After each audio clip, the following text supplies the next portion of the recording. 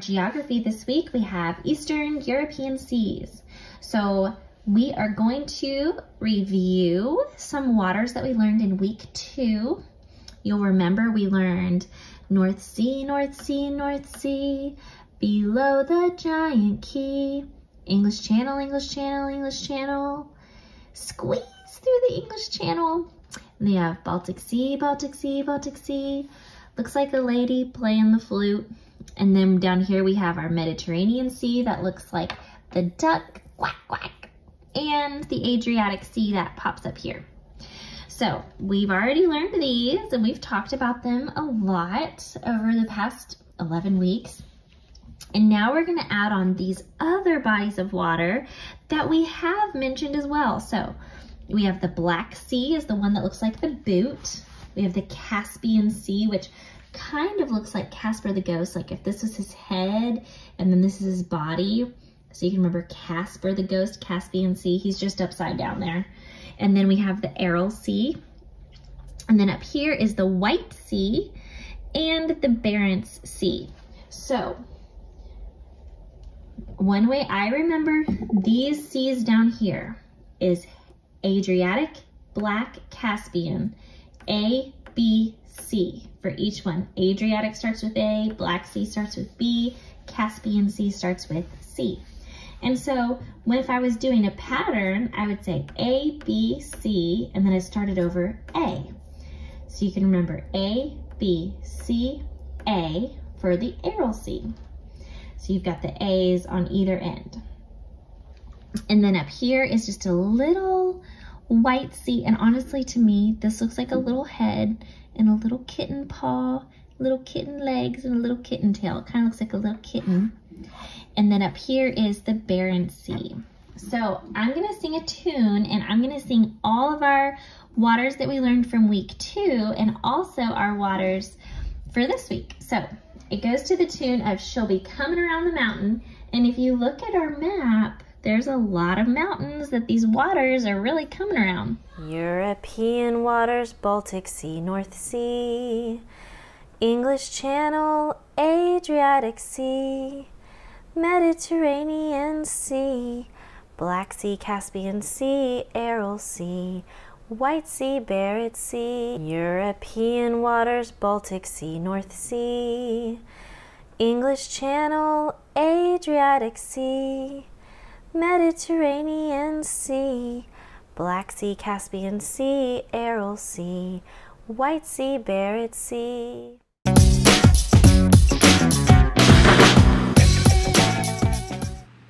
All, another, any, anybody, anyone, anything, both, each, either, everybody, everyone, everything, few, many, more, most, neither, nobody, none, one, other, several, some, somebody, someone, such.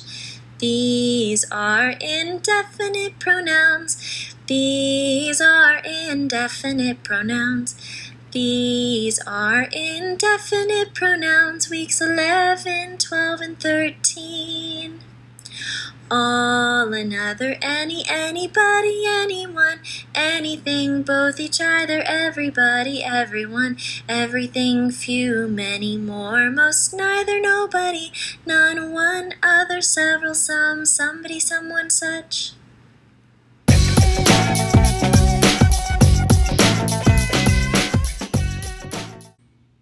Aero, eris, erit, Aramis, eritis, errant, first conjugation, future perfect tense. Aero, eris, erit, Aramis, eritis, errant, first conjugation, future perfect tense.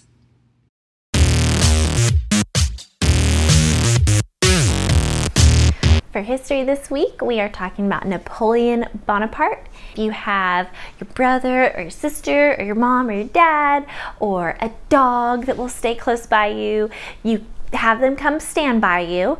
And if you have a stuffed animal, if you don't have any of them, just get a stuffed animal. I don't have anybody that wanted to help me do motions right now, so Baby Yoda is going to be my ally during this song. But I'm just going to set him down while we do the beginning part, and then I'll pick him up at the right time. So let's do an N for Napoleon Bonaparte. We're going to do a bow. Of the French Empire was defeated at the Battle of Waterloo by British General Wellington and his allies soon after the War of 1812 in the United States. And I'm just going to put my hand on my heart like when we say the Pledge of Allegiance in the United States. So let's go through all of those with the music. Napoleon Bonaparte of the French Empire was defeated at the Battle of Waterloo by British General Wellington and his allies soon after the War of 1812 in the United States. Napoleon Bonaparte of the French Empire was defeated at the Battle of Waterloo by British General Wellington and his allies soon after the War of 1812 in the United States.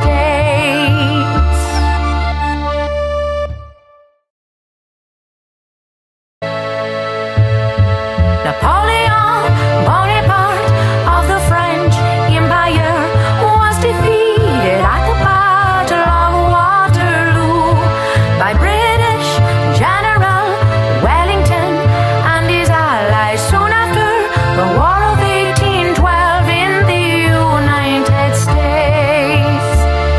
Napoleon Bonaparte of the French Empire was defeated at the Battle of Waterloo by British General Wellington and his allies soon after the War of 1812 in the United States.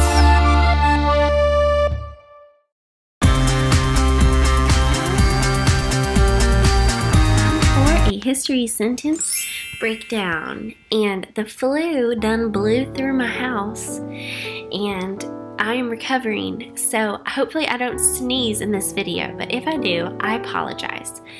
I want to just look at our history sentence from this week and we're just going to break it down. So the first chunk says Napoleon Bonaparte of the French Empire. Well, immediately I've got a question. I thought that France just had a revolution. Didn't they just have this big revolution? Well, the answer is yes. And Napoleon Bonaparte came into power after the French Revolution. Now, in the Revolution, they were trying to put forth a constitutional monarchy. Well, the Revolution wasn't unsuccessful. It's just it took a little time to get to their end goal, and Napoleon Bonaparte was a part of getting there. After the Revolution, he helped to defend France's new government in a series of wars, and so he became like a French military hero. And a new government called the Consulate took over France, and Napoleon became their leader. And he made some important changes.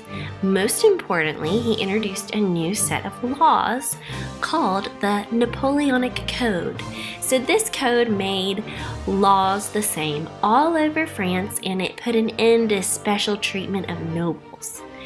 And he also continued to try to gain new land for France.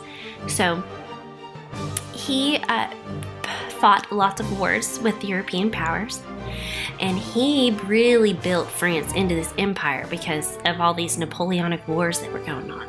And by 1800, France was the strongest power on the continent of Europe, but the other countries continued to fight against Napoleon. They weren't just like, oh yeah, we're all gonna let France be the strongest power. No, they fought back. So that gets us into Battle of Waterloo. So we said Napoleon Bonaparte of the French Empire. Here he is, crowned Emperor of France. Well, he was defeated at the Battle of Waterloo. So now I want to know, what is this Battle of Waterloo? Well, the Battle of Waterloo, we get to that because he had been fighting all these other wars. So these other countries banded together, and this was a chance for them to defeat Napoleon. So before that, this is kind of interesting. This is crazy. So in Russia, Napoleon goes to fight in Russia, and hundreds of thousands of soldiers died in the cold Russian winter, not by the hands of Russian soldiers, but by the Russians' brutal cold winter. And don't forget that. Russia's winters are so brutal and deadly. Russia's weather, their cold winters, played a huge part in other world wars that we will study this year. After hundreds and thousands of soldiers have died in this cold Russian winter, Napoleon's enemies saw their chance. They're going to join together and they're going to force Napoleon from power. And so this is in 1814. And Napoleon gets sent away to a small island off the coast of Italy called Elba. Now, don't confuse this. This is different from the Elba River we studied about. That's up in Germany and the Czech Republic. This is down a little island off of Italy called Elba. So he's exiled there. You see him here standing on the island of Elba. He gathers supporters. He's able to get enough support. He goes back and he seizes power again. And this is known as the 100 Days. And it lasted until he was defeated at the Battle of Waterloo by British General Wellington and his allies. And I wanted to know, who were Britain's allies? Britain's allies were a lot of Europe, really. We're talking Great Britain, Austria, Prussia, Russia. After Napoleon's defeat at the Battle of Waterloo, he was sent away to St. Helena, an island in the South Atlantic Ocean, and he died. And Napoleon wrote while he was there, and he believed that he was being poisoned by the British. But others say that he was probably he died of stomach cancer. Okay, so the last part of our history sentence. Oh my goodness. It says this happened soon after the War of 1812 in the United States. And so I'm like, what does the War of 1812 in the United States have to do with Napoleon and his wars? I really want to encourage you to read chapter 29 in The Story of the World, Volume 3. If you have access to that at your library or you own it, it's a great chapter. It really explains this so well. Like, my question is, what role did France, like Napoleon's France, play in the War of 1812 in the United States? So I'm just going to say this one simple little nugget, but there's so much more that you can know about it, of course, is that while these wars were happening with Napoleon, so we have France, and like I said, Great Britain was France's enemy in these Napoleonic wars. And so in this bitter conflict that went on, both the French and the British wanted to block the United States from trading with each other. So like, France didn't want Britain trading with the United States, and Britain did not want France trading with the United States, and so they were blocking trading, and that was really frustrating to the United States. And so there were a lot of other things happening. There were other causes that caused the War of 1812, but that's one of them, just so you can kind of see that connection between what's happening in Europe with Napoleon and his wars and how it was affecting the United States, how it was affecting other parts of the world. And one big way was the trade routes. And so I have the picture of the ships because that is how they were trading back then. And it is one of the causes, one of the things that sparked this war in 1812.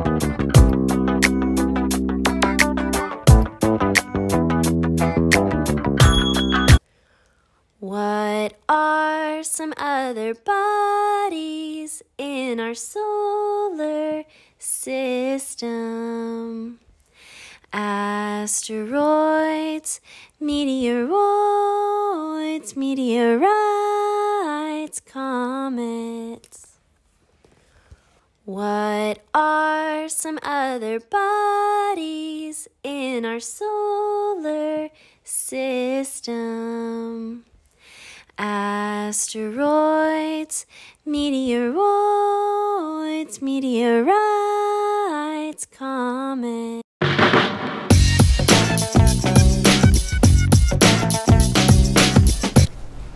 For timeline motions, we are going to start with Genghis Khan rules the Mongols. So we'll start with a G for Genghis. Genghis Khan rules the Mongols, and then we're just going to march. England's Magna Carta, you have one hand that's out like this, and then you're just going to wrap your other hand around it. So England's Magna Carta, because Magna Carta means the Great Charter. England's Magna Carta, and then make an O, and we're going to trace Turkey in the air, Ottoman Empire. And then we have Marco Polo's Journey to China. So we're going to play Marco Polo. You cover your eyes and then open them. So Marco Polo's Journey to China, and we're going to touch, like we have a button here and then buttons that go across to the shoulder and down to show the buttons that are on traditional Chinese clothing. So Marco Polo's Journey to China. And then we have the 100 Years' War. So we're going to do 100 Years' War and Black Death. We're going to die from the Black Death. And then we have the Renaissance, which means rebirth. Remember, we learned about the Renaissance this year. So you touch your tummy like there's a baby about to be birthed. You have your other hand out, and you're going to put that baby in your other hand. So the Renaissance and China's Ming Dynasty. So the Ming Dynasty, most of the Great Wall of China was built during the time of the China's Ming Dynasty. So we're going to show our traditional Chinese buttons again, the Chinese clothing, and then we're going to build the Great Wall with our hands. So China's Ming Dynasty. Let's do it with the music. Genghis Khan rules the Mongols. England's Magna Carta. Ottoman Empire. Marco Polo's Journey to China. The 100 Years' War and Black Death. The Renaissance. China's Ming Dynasty.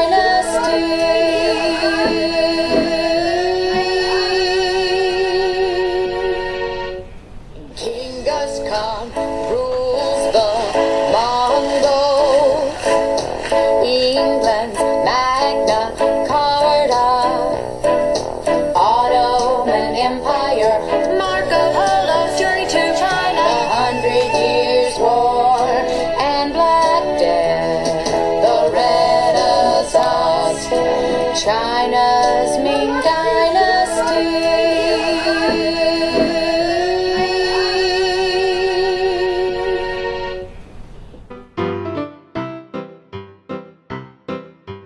3 teaspoons equal 1 tablespoon. 2 tablespoons equal 1 fluid ounce. 8 fluid ounces equal 1 cup. 2 cups equal 1 pint. 2 pints equal 1 quart. 4 quarts equal 1 gallon. 3 teaspoons equal 1 tablespoon. 2 tablespoons equal 1 fluid ounce. 8 fluid ounces equal 1 cup. 2 cups equal 1 pint.